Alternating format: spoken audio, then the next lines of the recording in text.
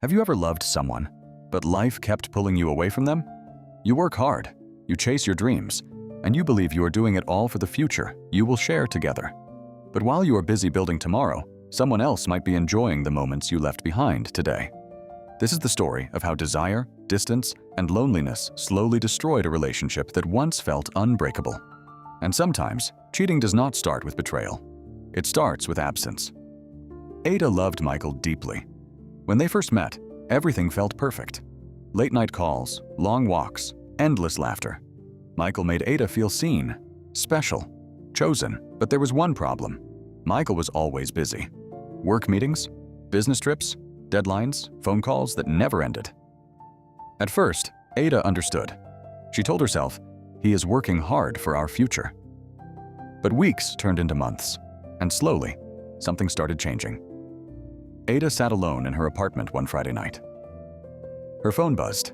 It was a message from Michael. "Sorry, babe. Something came up at work. I will call you later." Later never came. Again. Ada stared at the screen, disappointment washing over her face. She whispered quietly, "I just wanted to see you tonight." But Michael did not know how lonely she was becoming. When they finally met 2 weeks later, Ada tried to explain. Ada said, "Michael, I miss you. We hardly spend time together anymore." Michael sighed, rubbing his forehead.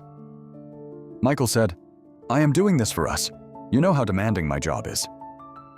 Ada nodded slowly, but deep down, she felt something painful growing. Not anger. One afternoon at work, Ada met Jason. Jason noticed things Michael had stopped noticing. Her smile, her silence, even the sadness behind her eyes. One day he asked gently. Jason said, "Are you okay?" Ada forced a smile. But Jason listened, really listened, something she had not felt in a long time. At first it was harmless. Lunch breaks, small conversations, shared jokes. But attention can be powerful, and loneliness can be dangerous. Jason was always there. Michael was always busy. Ada began comparing them without realizing it.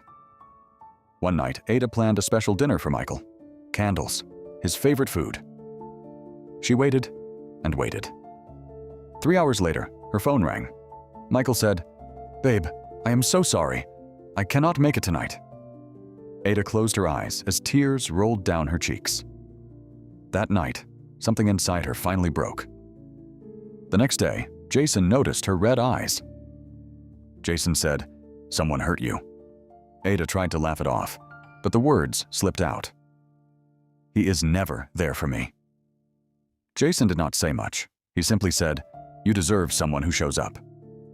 Those words stayed in her mind, and slowly, a line she never planned to cross was crossed.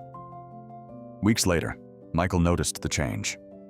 Ada was quieter, distant, different. Finally, he asked. Michael said, "Ada, is something going on?" Ada looked at him, her eyes filled with guilt.